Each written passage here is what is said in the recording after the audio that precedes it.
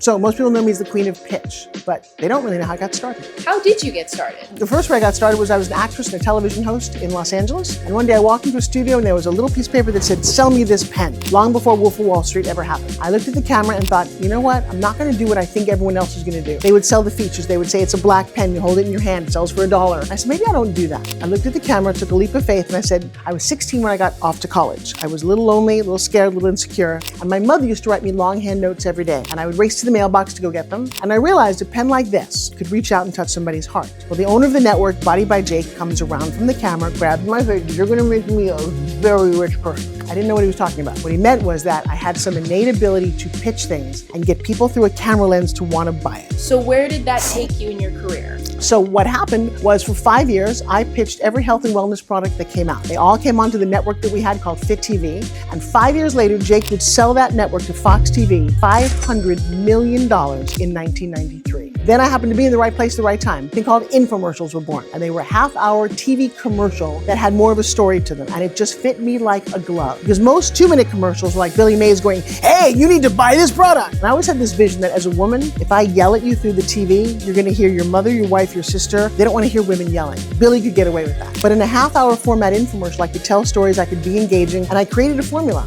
And it's funny because I didn't quite realize I had a formula until I took my business online 5 years ago, and everything changed. Because my daughter came to me and said, "Mom, you do something you could teach other people." And I said to her, "I'm good. I don't need to teach this. I've made a lot of money. I've done really well. Why would I teach what I know? Why would I teach people who could be my competition?" And she looked at me and she smiled and she said, "I don't think there's any competition to who and what you are and what you've done. But if you don't tell and teach other people, you won't have a legacy. And that means a lot of people are going to miss out on what your real brilliance is."